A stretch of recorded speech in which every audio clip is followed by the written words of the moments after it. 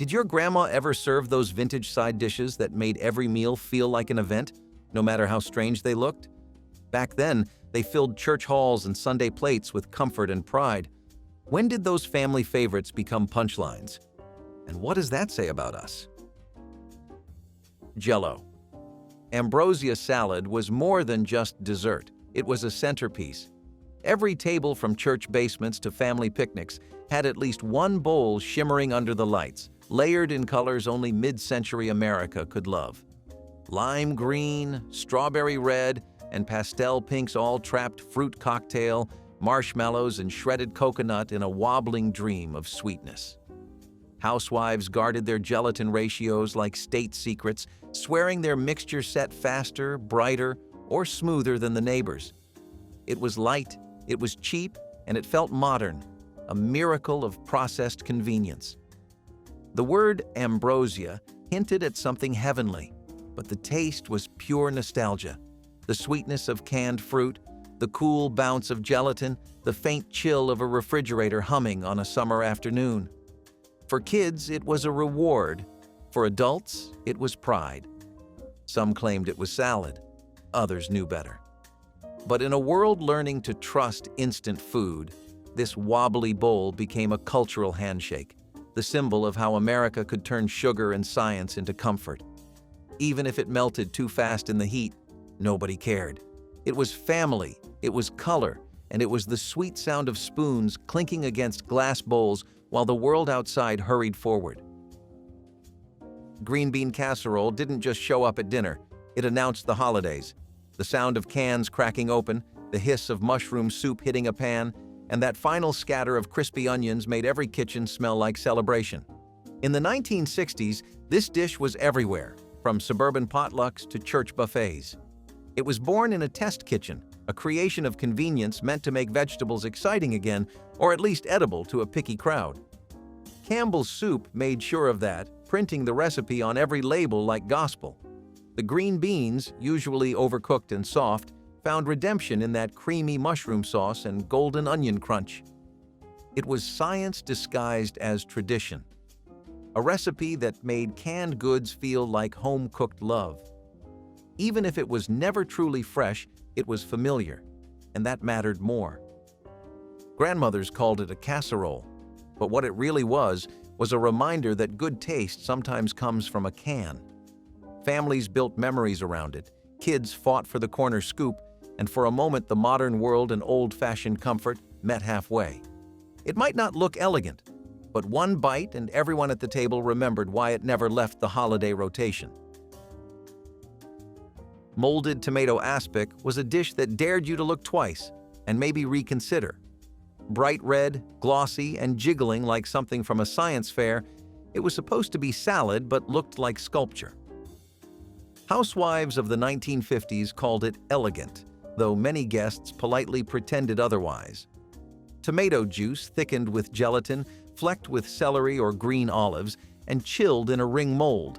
It was a product of its time, when the word modern meant oddly gelatinous. People served it proudly on lettuce leaves, as if daring you to question their culinary courage. The irony is, it did taste refreshing if you could get past the texture, like a cool, savory punch on a hot day. It was what happened when America's love for Jell-O met its fear of waste. Every scrap of produce could live again, suspended forever in tomato jelly. Some recipes even added shrimp or hard-boiled eggs, pushing the limits of good taste and patience. Today, it's more conversation piece than cuisine, but back then it was ambition in edible form. Housewives believed progress could fit in a mold, and sometimes it really did, even if the result wobbled more than expected.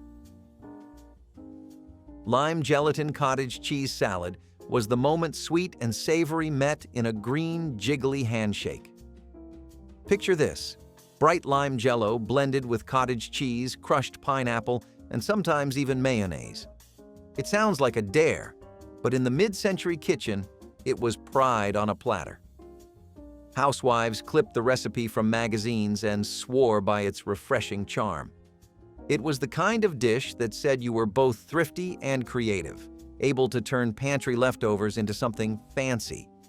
The lime gave it sparkle, the cottage cheese gave it weight, and the pineapple made sure kids didn't complain too much. Served on iceberg lettuce or in a gleaming mold, it was the ultimate test of hospitality. If it jiggled, it counted. It's easy to laugh at now, but in the days before ready-made desserts, this salad carried a certain hopefulness. Proof that color, flavor, and economy could all coexist in one bowl. It was culinary optimism, pure and unashamed. Some called it strange, others called it genius, but everyone remembered it. And maybe that's what really mattered in a time when even a salad could sparkle. Candied sweet potatoes with marshmallows were proof that America never met a vegetable it could not turn into dessert.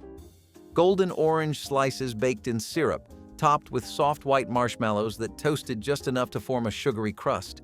It looked like something out of a fairy tale. Bright, shiny, impossible to resist.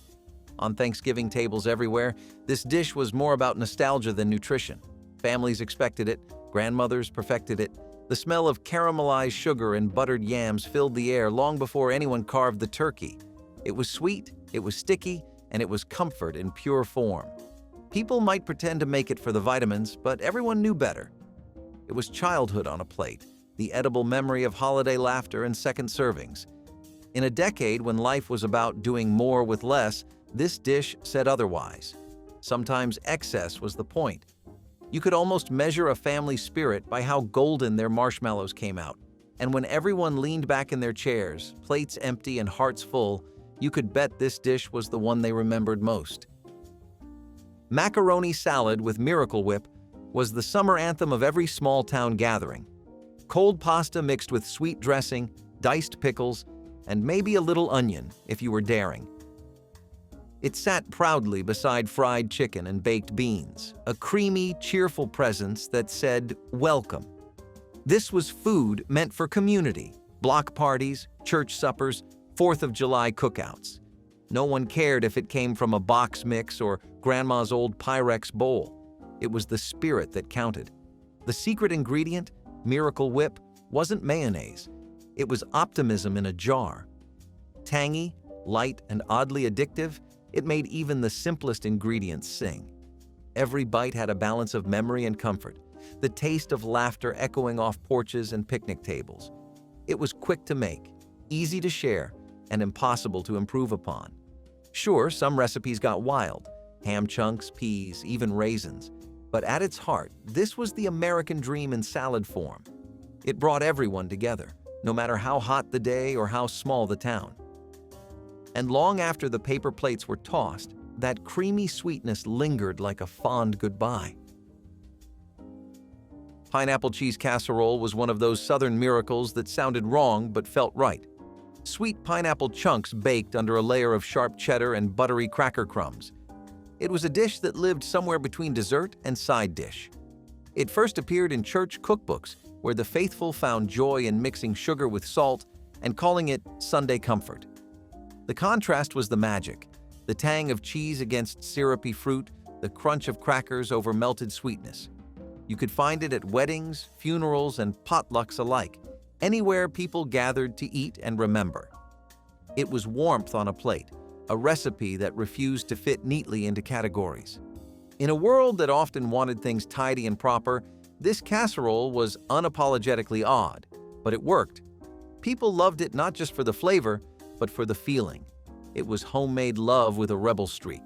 The kind of dish that started as a whisper in one kitchen and ended up famous across generations. Today it still turns heads, because nothing else tastes quite like nostalgia baked golden. Gelatin perfection salad was proof that mid-century cooks saw no limit to what could jiggle. Lemon jello was the stage, and the cast included carrots, cabbage, and bell peppers, all suspended in translucent glory. The word perfection might have been wishful thinking, but to the homemakers of the 1950s, this dish symbolized elegance. It was served in ring molds at luncheons, sliced with precision, and garnished with a single sprig of parsley for effect. The idea was that modern food could be art, efficient, colorful, and neatly controlled. Housewives took pride in mastering the mold, timing the chill just right so the vegetables didn't sink. The flavor was crisp, tangy, and oddly refreshing, though the texture took some courage. To the modern tongue, it feels like salad trapped in time. But back then, it was innovation on a plate, the shining centerpiece of progress. And maybe that was the point. It wasn't about taste, but about showing the world how beautiful homemade could be, even when it came from a box. Scalloped potatoes were the definition of comfort food, simple, rich, and reliable. Layers of thinly sliced potatoes baked in cream and butter, often topped with cheese if the family could spare it. This was Sunday dinner material, a dish that filled both the stomach and the heart. It was the kind of food that made home smell like hope. Even during tough times, potatoes were always there, cheap, filling, and forgiving. The magic was in the patience, slow baking until the edges browned and the sauce thickened into pure warmth. Every bite carried the memory of family gathered around the table, waiting for that first spoonful. It wasn't flashy, it wasn't fancy, but it was everything you needed to feel okay. Some dishes feed the body. This one fed the soul. And even now, when instant meals rule the day, the smell of scalloped potatoes still calls people home, just like it did 50 years ago. Molded shrimp salad was the grand finale of the gelatin craze. The ocean met the mold, and the result was unforgettable. Chopped shrimp, celery, and pimentos folded into pink-tinted gelatin made with tomato or mayonnaise. Yes, you heard that right. It sounds outrageous now, but at the time it was considered glamorous, even modern. The seafood twist made it fancy, the kind of dish you brought to impress your guests. People admired it before they tasted it, sometimes wisely. But it captured a certain spirit, the belief that innovation and good taste were the same thing. This was America in full mid-century bloom, fearless and experimental in the kitchen. Housewives saw it as proof that they could create restaurant-worthy dishes from everyday ingredients. Sure, it was strange, but it was also bold. And that might be why it still fascinates us today. Not because it was delicious, but because it reminds us of a time when creativity, not caution, ruled the dinner table. Cottage cheese and pear salad was the gentle whisper among louder dishes, the quiet confidence of mid-century ladies' luncheons.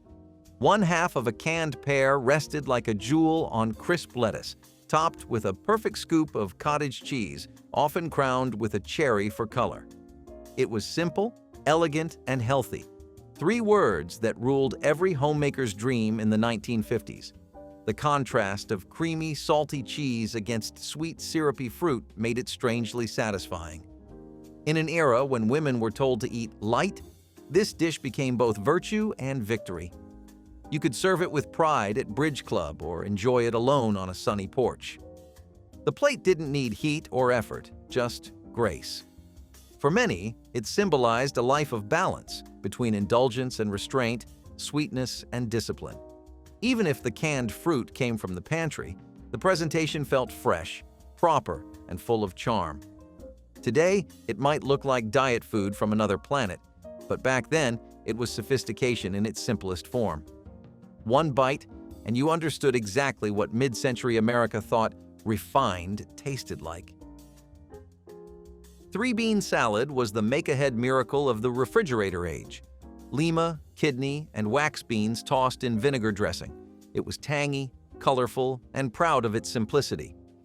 You could find a jar of it sitting cold on a glass shelf, flavors deepening day by day until it hit its perfect moment. Housewives adored it because it was dependable. No wilting, no worry, and it tasted even better the longer it sat. It was the kind of salad that made itself while you did the laundry. Bright green and red hues glowed through picnic jars and potluck bowls, promising something both refreshing and familiar. It wasn't flashy, but it belonged on every table, especially next to fried chicken or sandwiches. The sweetness of the dressing met the bite of the vinegar in a dance of old-fashioned comfort. It was thrifty, too, made from pantry staples that didn't spoil fast. Each scoop carried a bit of nostalgia for a simpler kitchen, when recipes had 5 ingredients and endless patience. People might have laughed at its simplicity, but the taste was honest, and sometimes that was enough.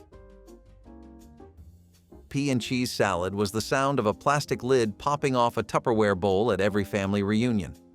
Frozen peas thawed just enough to keep their crunch, tossed with sharp cheddar cubes and a generous helping of mayonnaise.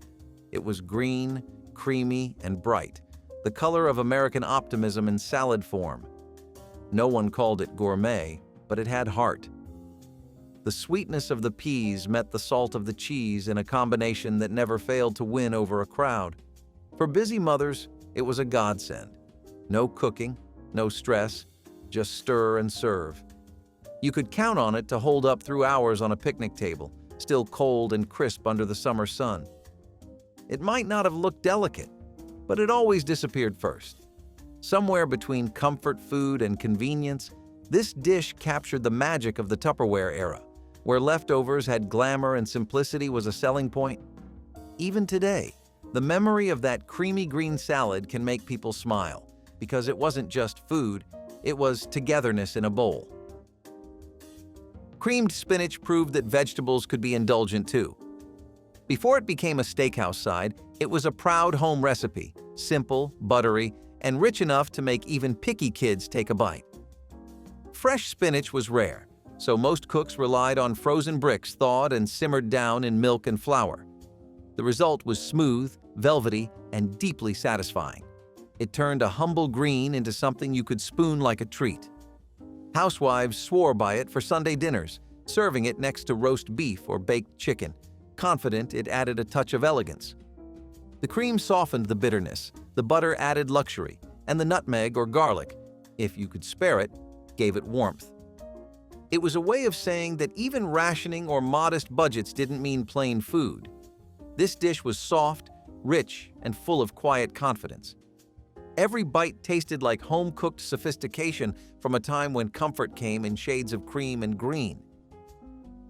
Corn pudding was proof that sweetness and comfort could share the same dish.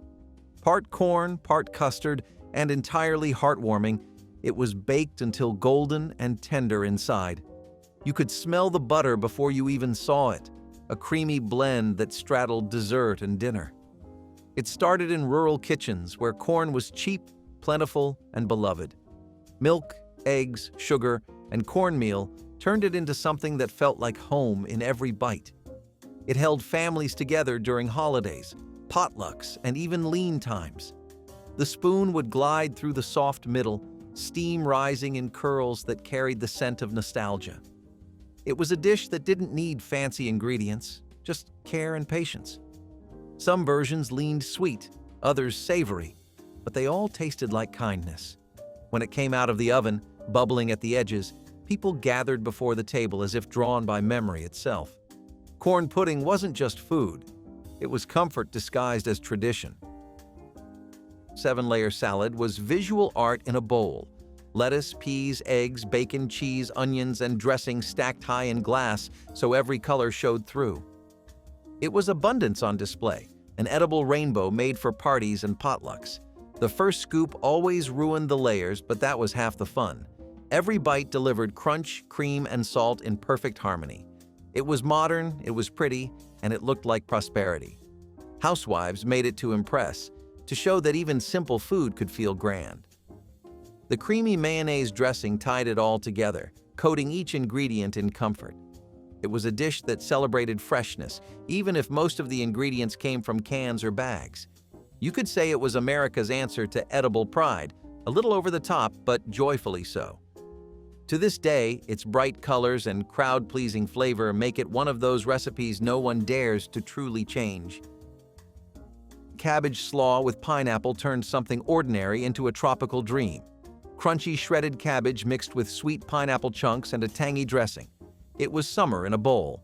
The sharp vinegar balanced the syrup, and suddenly the backyard barbecue felt a little brighter.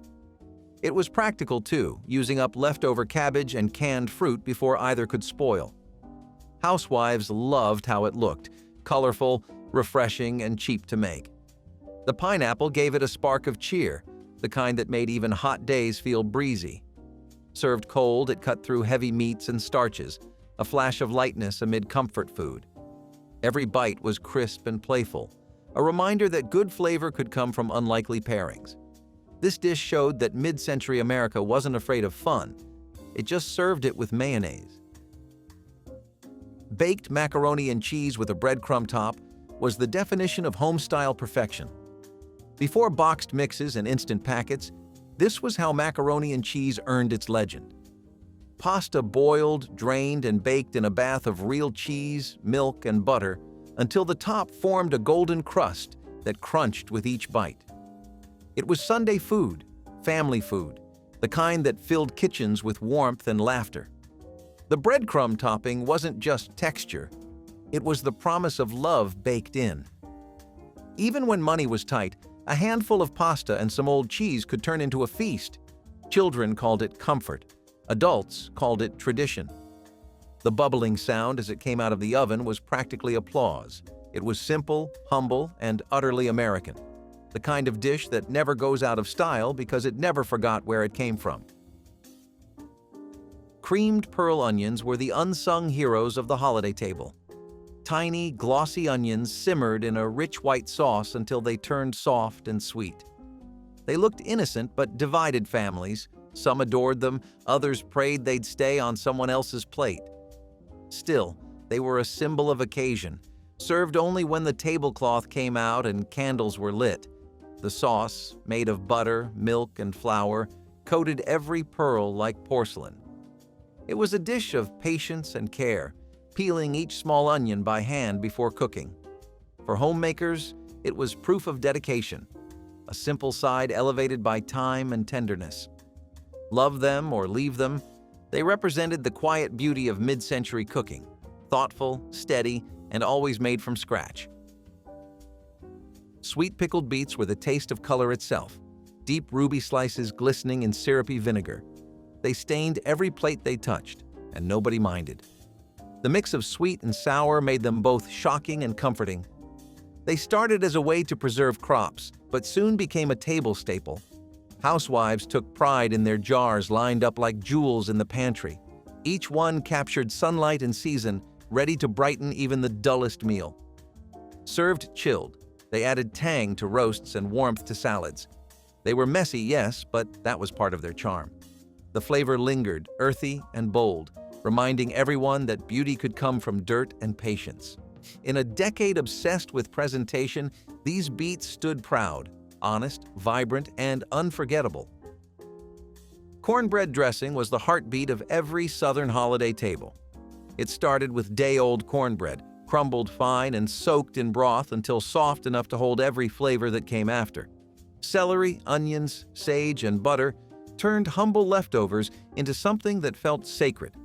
Families argued over whose version was best, but no one argued about whether it belonged on the table. It was more than a side. It was a bridge between generations, each one stirring the same skillet their mothers used before them. The smell of baking cornbread dressing filled the house with a comfort so deep it felt like memory itself. Crispy on the edges, tender in the middle, it carried the taste of togetherness and home. Some added eggs, some added sausage, but everyone added love. And when it hit the table, golden and steaming, the noise in the room always paused for a moment, because this was the flavor of gratitude. Buttered parsley potatoes were proof that simplicity never goes out of style. Baby potatoes, tender from boiling, glistened with melted butter and a sprinkle of fresh herbs. Nothing fancy, just warmth dressed up in green. This dish spoke softly, the way comfort does when it knows its place. It didn't need to impress. It just needed to be there beside the roast or the fish, completing the meal like an old friend. In the 1950s, parsley was the garnish that meant care, a small luxury that said you had done things properly. These potatoes carried that pride with quiet grace. Each bite was buttery, earthy, and pure, a reminder of a time when dinner didn't need to be complicated to be perfect. Even today, a bowl of them has the power to make any meal feel like Sunday.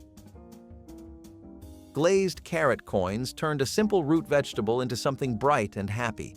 Sliced into rounds, simmered in butter and brown sugar, they shimmered like tiny coins of gold. Housewives adored them because they were easy, cheerful, and looked expensive even when they weren't. The glaze gave them sweetness, the butter gave them shine, and together they turned plain carrots into celebration. Kids who refused vegetables would give in to these without protest. It was mid-century genius, turning thrift into joy with nothing more than sugar and heat. They appeared at Easter dinners, Christmas feasts, and every Sunday spread in between.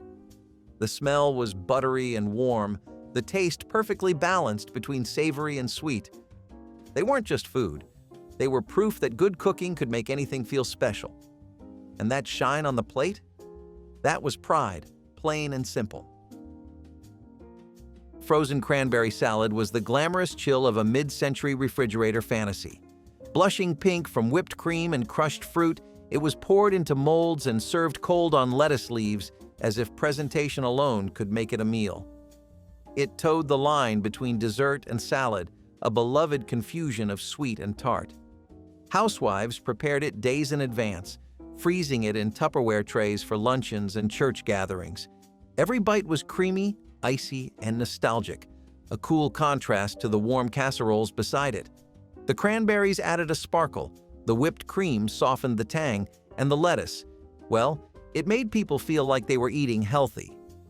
It was the perfect reflection of its era, fancy-looking, easy to make, and quietly indulgent. For a few shimmering moments, every guest felt like they were tasting something straight out of a magazine ad. Potato salad with vinegar dressing came before the mayonnaise age, and it carried a quiet kind of dignity. It was tart, sharp, and refreshingly honest, a working person's dish built from what was available. Boiled potatoes tossed in vinegar, onions, and a touch of mustard made for a salad that didn't spoil in the sun. Some families would add bits of bacon or fresh herbs, stretching the recipe with whatever the garden or pantry offered. The longer it sat, the more those flavors deepened, creating something richer than its humble ingredients promised. It belonged at picnics, roadside diners, and back porches where paper plates bent under its weight. The flavor was bold but humble, the kind of food that reminded people of hard work and good company. It was comfort without the cream, flavor without the fuss. This was the salad that traveled well and aged gracefully, soaking up more taste with every hour it sat. Even now, a forkful of that tangy, tender potato brings back memories of checkered tablecloths and lemonade sweating in glass pitchers.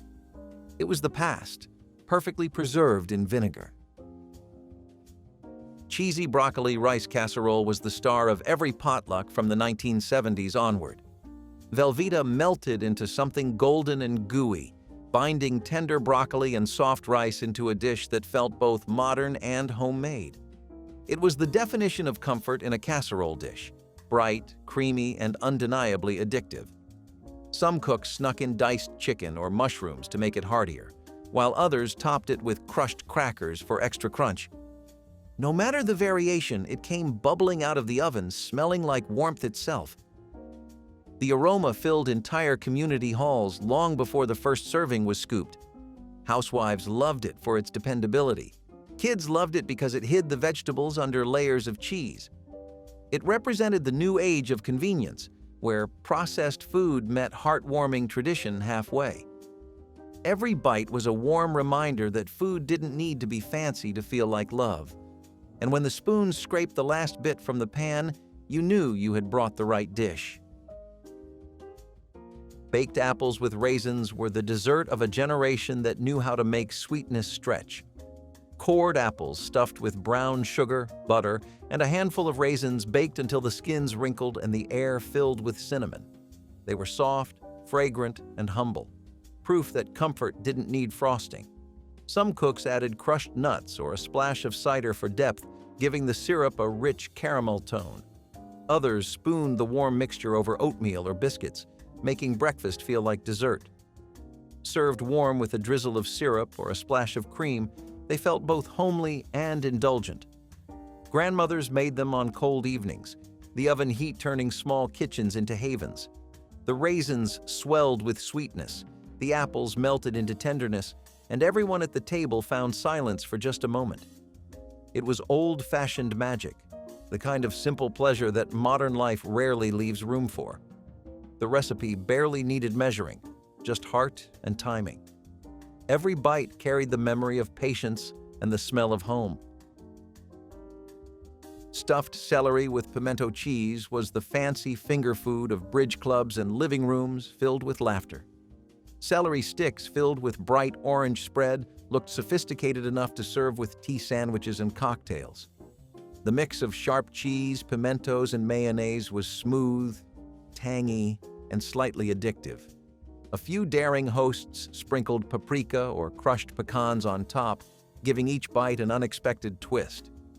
Served on glass platters, they caught the light and made even an afternoon snack feel like a celebration. It was neat, portable, and perfectly polite. Food that said you cared without overdoing it.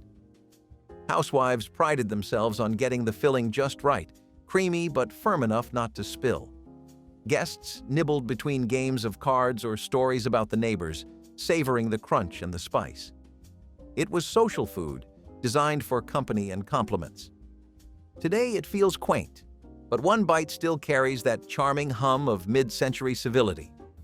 For a while, celery never looked so glamorous. Buttered niblet corn was summer-sealed in a pan. Bright yellow kernels popped and sizzled as butter melted over them, filling kitchens with the smell of sweetness and salt. It was simple food, and that was the beauty of it.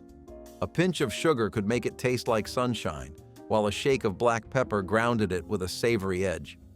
Every spoonful felt like sitting on a porch swing after a long day, sun still clinging to your skin.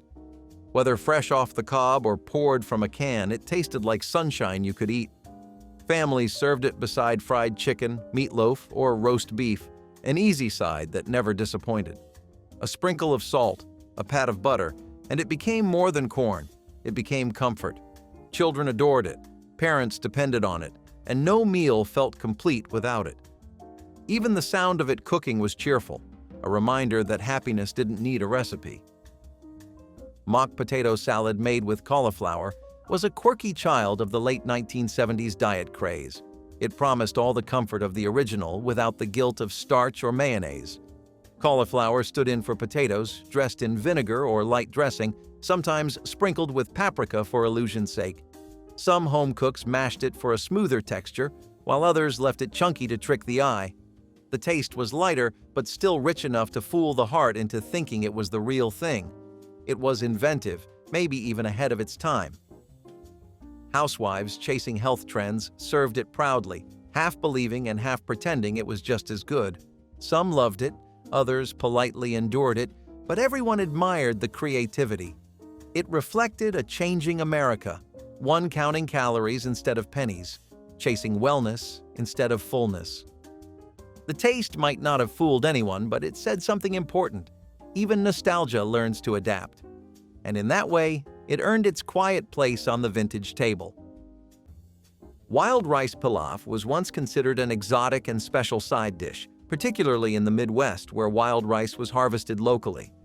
The nutty flavor and chewy texture made it stand out compared to plain white rice, and it was often combined with mushrooms, onions, and broth.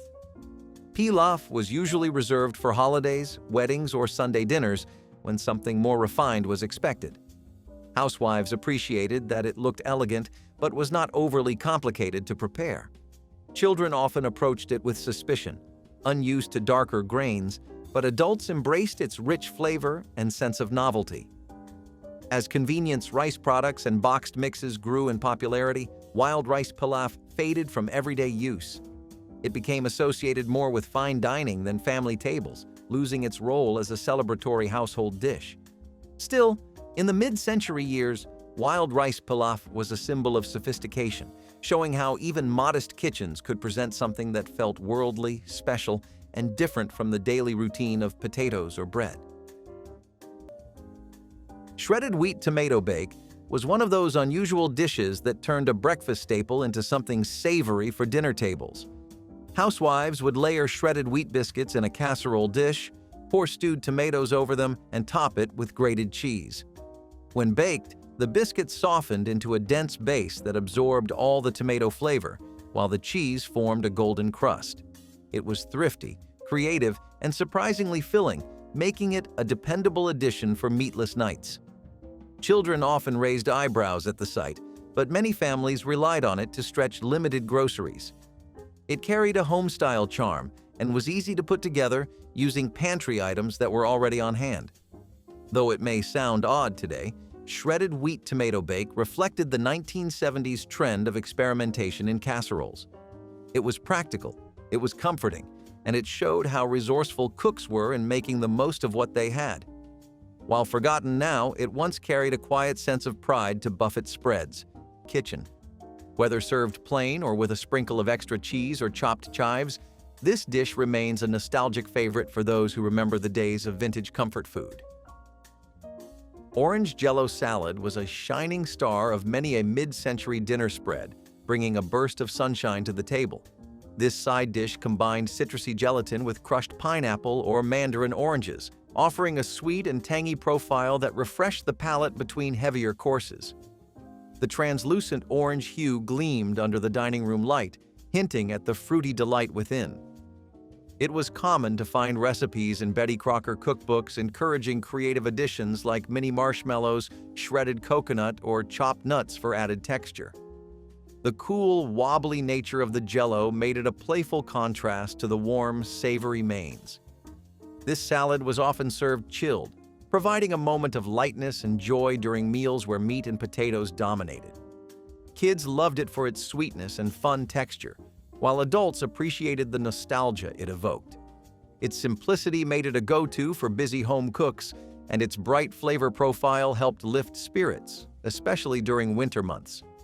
Orange Jell-O salad was truly a dessert and a side dish all wrapped in one delightful package. German potato salad was never meant to be cold, and that was the beauty of it. Grandma would boil red potatoes until tender, then toss them with crisp bacon, diced onions, and a sharp vinegary dressing while everything was still warm. The result was tangy, salty, and just a little sweet, rich from the bacon but lifted by the vinegar. It was a staple at summer picnics and church potlucks, served straight from the pan or kept warm under foil. Unlike the creamy versions most people know today, this one had no mayonnaise and needed no chilling. It felt more like a real dish than a filler side, and it paired perfectly with sausages, roast chicken, or just a good slice of rye bread. You might find a recipe scribbled in pencil in the back of Grandma's cookbook, passed down from a German aunt or neighbor. It was hearty, practical, and impossible to stop eating once you started. These days, it is rare to find someone who still makes it from scratch. But the warmth, both literal and emotional, is something no cold potato salad can match. Pineapple cheese salad sounds like one of those retro recipes that people talk about with equal parts horror and nostalgia, but this sweet and savory mashup was a potluck star once upon a time. You would mix canned pineapple chunks with shredded cheddar cheese and mayonnaise, sometimes tossing in a maraschino cherry on top to seal the deal. It sounds like a strange combination today, but back in the 1950s and 60s, recipes like this came straight out of the old spiral-bound cookbooks tucked in every kitchen drawer. People loved it for its bright, tangy sweetness and how easy it was to throw together with cheap pantry staples. Pineapple cheese salad showed up at luncheons, holiday tables, and potlucks, holding its own next to roast turkey, ham, or casseroles.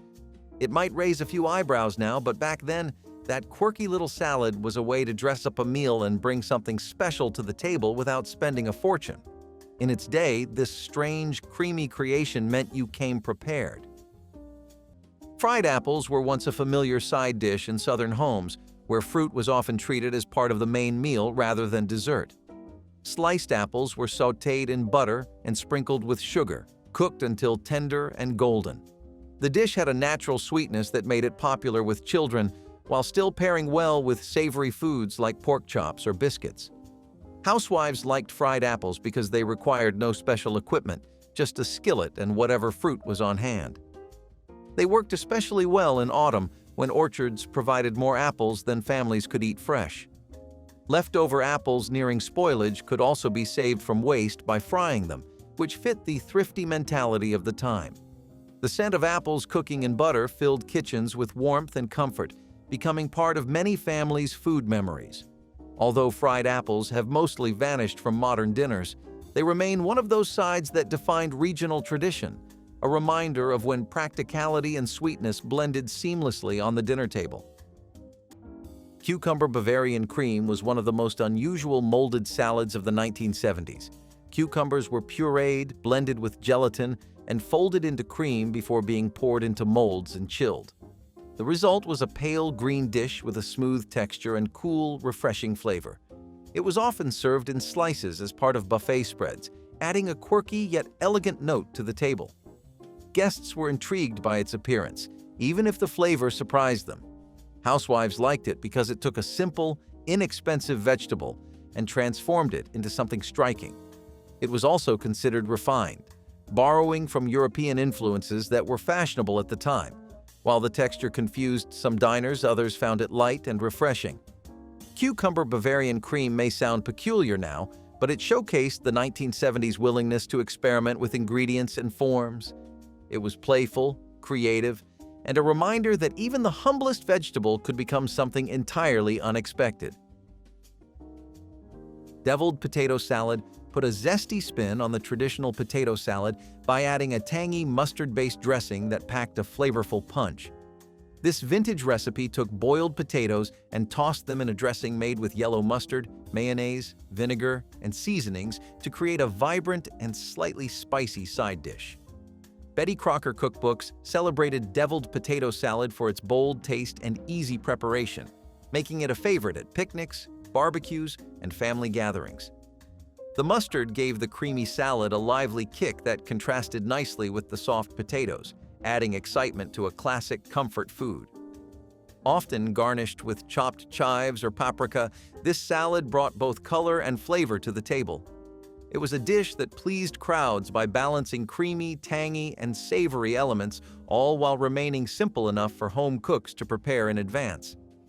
Deviled potato salad remains a nostalgic reminder of inventive takes on beloved American classics. Cottage cheese salad was the quiet hero of mid-century potlucks and family suppers, even if no one talks about it much anymore. You would start with a scoop of plain cottage cheese, soft, tangy, and mild.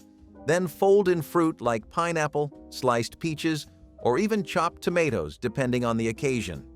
Some versions leaned sweet with whipped cream or gelatin. Others stayed savory with cucumbers or chives. Either way, it was a refreshing, creamy dish that needed no cooking and very little prep. It was served chilled on a lettuce leaf or in a glass bowl, the kind that caught the sunlight just right. It might not have turned heads, but it always got eaten. Cottage cheese salad was something you made when you wanted to offer something light, simple, and just a little different. It was affordable, nutritious, and versatile, ideal for hot summers or holiday tables alike. Today, it has all but vanished, replaced by packaged sides or dressed-up grain salads. But those who remember it know how comforting that cool, creamy bite could be. Sometimes the quietest dishes are the hardest to forget. Sour cream noodle bake was the kind of creamy, carb-loaded side dish that quietly filled plates and bellies all across America, especially at mid-century potlucks and family dinners. You would boil up egg noodles, toss them with sour cream, butter, chives, and sometimes a little cheese, then bake the whole thing until warm and bubbling with golden edges. It was pure comfort food, straight from the faded pages of those old spiral-bound cookbooks that promised to stretch your groceries and still bring something hearty to the table. Sour cream noodle bake balanced creamy richness with just enough tang, making it a perfect side for roast chicken, pork chops, or fried meats when times were lean. Families leaned on recipes like this because it was affordable, filling, and easy to whip up with pantry staples, especially when grocery budgets were tight and every meal needed to count. You would find it at church dinners, neighborhood potlucks, or scribbled on index cards tucked in recipe boxes, quietly holding its place as a dependable, cozy side dish. It slipped off most menus today, but back then, it made every plate feel just a little more complete. Cornflake-topped vegetable medley was the crunchy, thrifty side dish that showed up at potlucks and family dinners, straight from those old spiral-bound cookbooks. You would take canned or frozen vegetables, stir them with cream sauce, pour it into a casserole dish, and finish it with a layer of crushed cornflakes before baking. It sounds unusual now, but back then, this topping was genius. It added crunch, stretched ingredients, and turned plain vegetables into something hearty.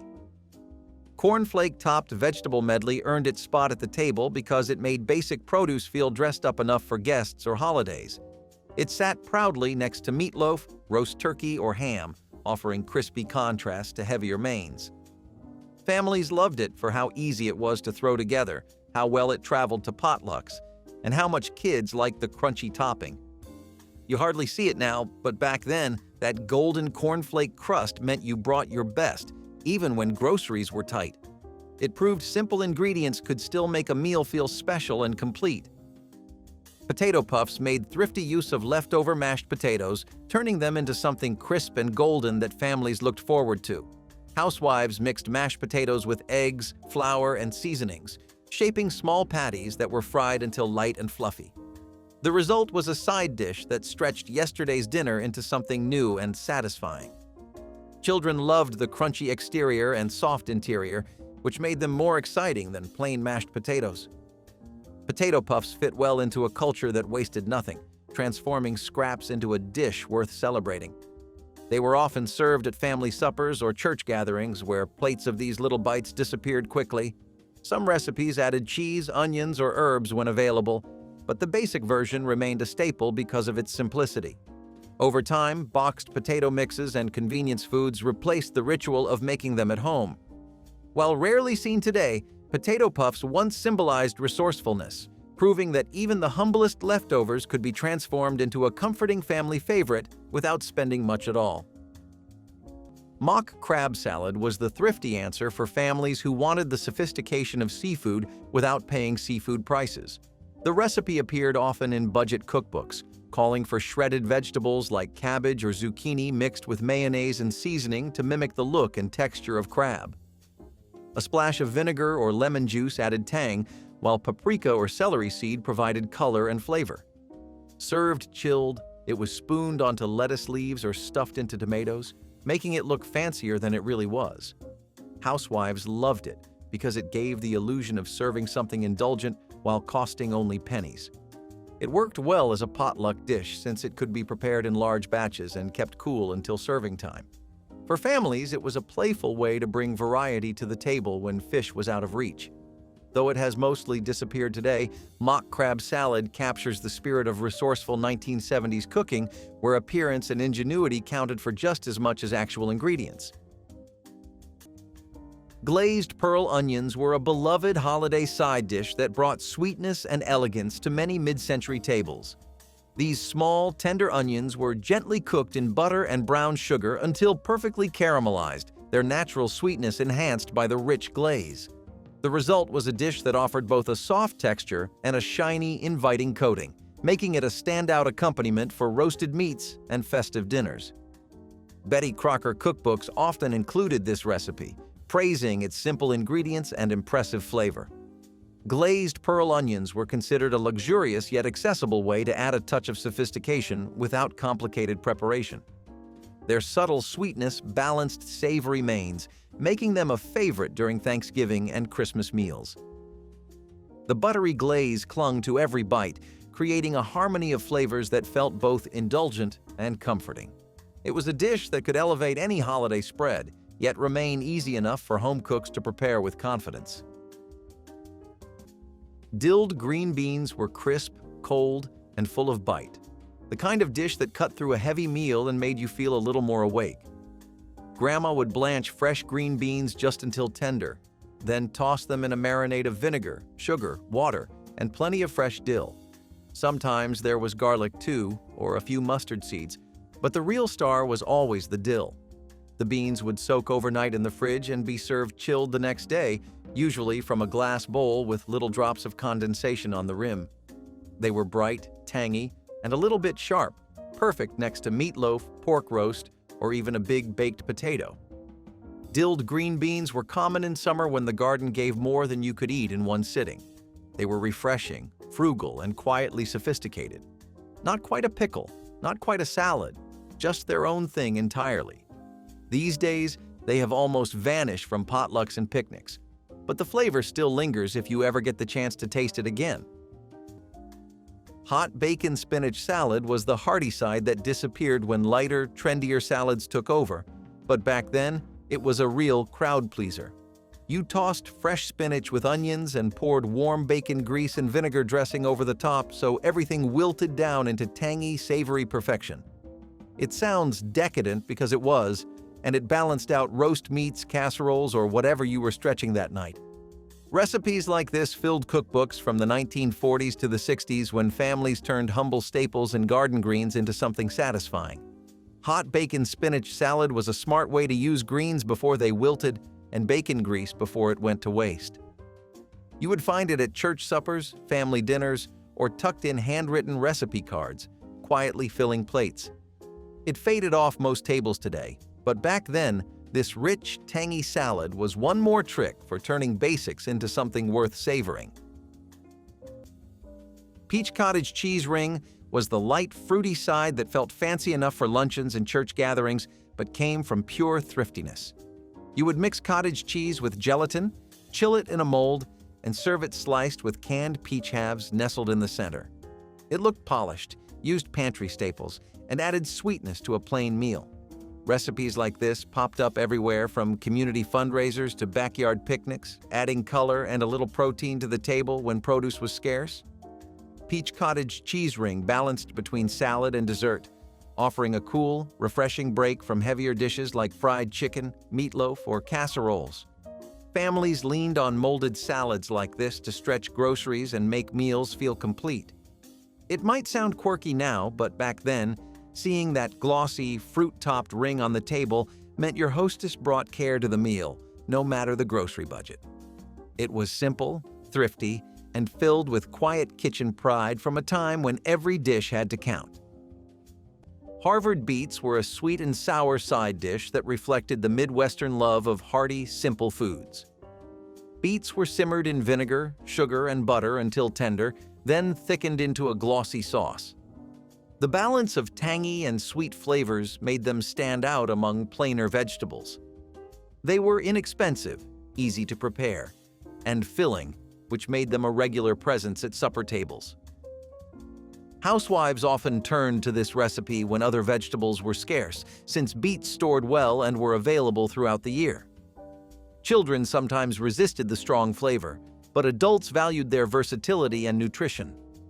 The dish was particularly popular in Midwestern kitchens, where families saw it as both practical and comforting. Over time, tastes shifted, and beets themselves became less common on American tables, leaving Harvard beets to fade into memory. For much of the 20th century, however, they were a staple side dish that represented the balance of thrift, flavor, and tradition in American cooking. Eggplant au vin reflected the growing trend of borrowing from European flavors to make vegetables more exciting.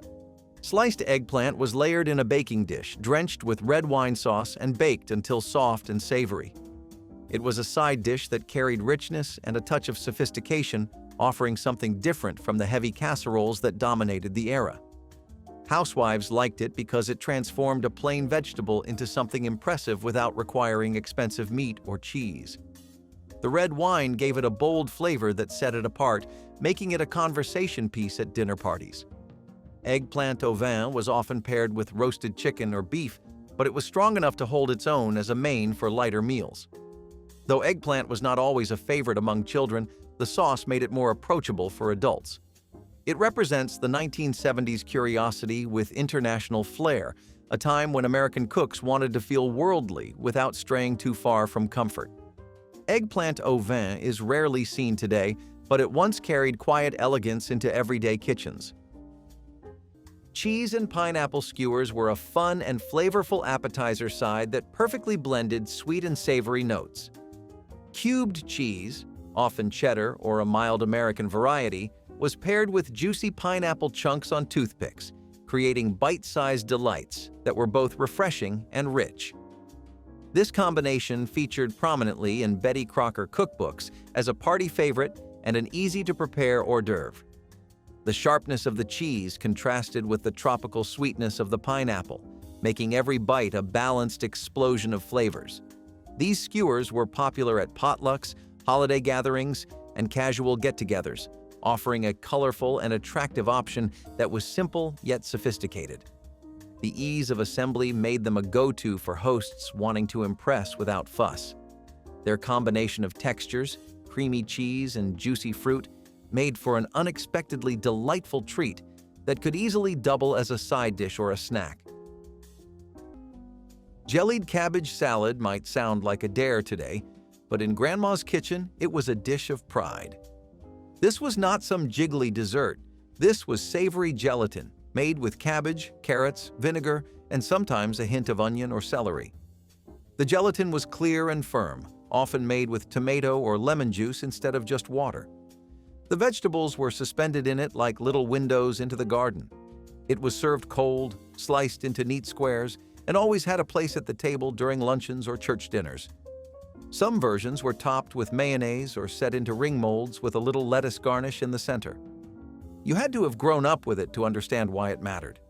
It was refreshing, texturally strange, but oddly satisfying.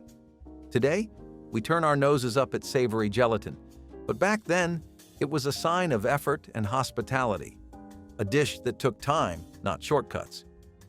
Maybe it is time we looked at those odd recipes again, with curiosity instead of judgment. Handwriting. It combined sweet corn, butter, eggs, and milk into a creamy bake that sat proudly next to roast ham or pork chops.